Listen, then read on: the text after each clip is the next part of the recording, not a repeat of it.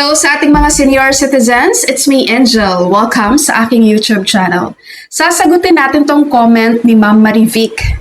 Sabi niya, paano yung social pension for indigent seniors mag-apply? Kaya naman sa video na ito, pag-uusapan po natin paano po kayo makapag-apply ng social pension for indigent senior citizens ng DSWD.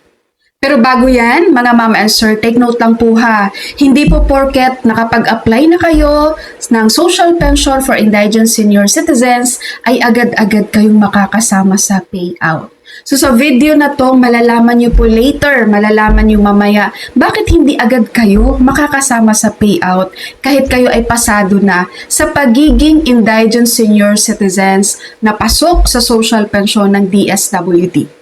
Number 1, ito pong social pension for senior citizens ay ito po yung sa Republic Act 9994, Expanded Senior Citizens Act of 2010, and Republic Act number 11916. Na kung saan po, meron po itong monthly stipend para po sa ating mga indigent senior citizens na nagkakahalaga po ito ng 1,000 pesos monthly.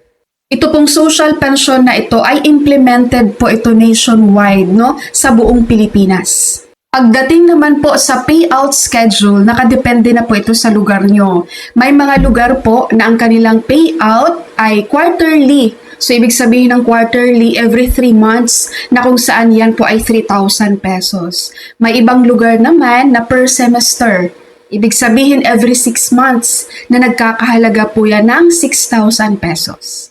Number 2 po, ito na, pag-uusapan po natin ang qualifications or eligibility. So dito nyo po malalaman kung pasok ba kayo para kayo ay matawag na indigent senior citizens. Okay? Meron pong 4 dito na qualifications guys, si DSWD. Number 1, dapat kayo po ay 60 years old and above na. Number 2, dapat kayo ay mahina na, sakitin, o kaya disabled na din. Number 3, dapat po hindi kayo pensyonado. No? Wala kayong pensyon na natatanggap mula sa GSIS, SSS, PVAW, AFP, MBAI, or any other insurance company. At panghuli po, dapat wala po kayong regular source of income. Let's say, dapat wala kayong paupahan, wala kayong malalaking tindahan dyan, wala kayong negosyo, no?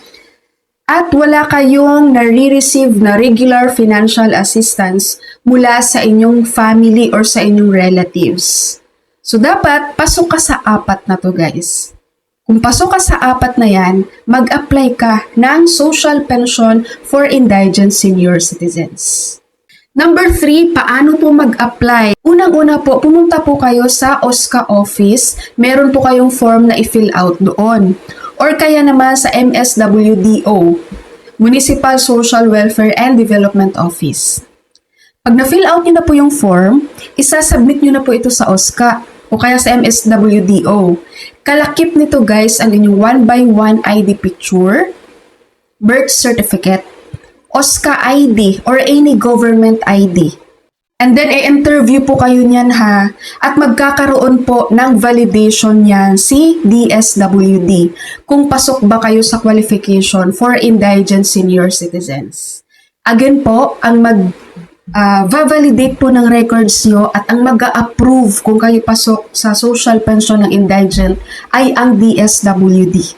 Then kapag na-interview na kayo, na-validate na kayo, hintayin nyo na lang po ang update mula sa DSWD or sa OSCA kung approve po ba kayo.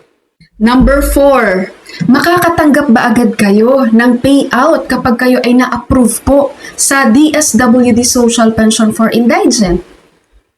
So ito na yung sinasabi ko sa inyo kanina guys, na hindi porket na-approve kayo ay matik makakatanggap na kayo ng payout.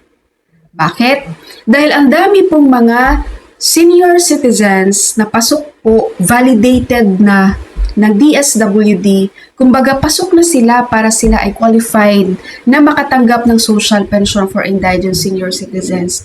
Pero hindi agad-agad nasasama sa payout dahil nilalagay po muna sila sa mga waiting list. Dahil may mga nauna pa po sa inyo guys na nasa listahan at naghihintay ngayon ng budget.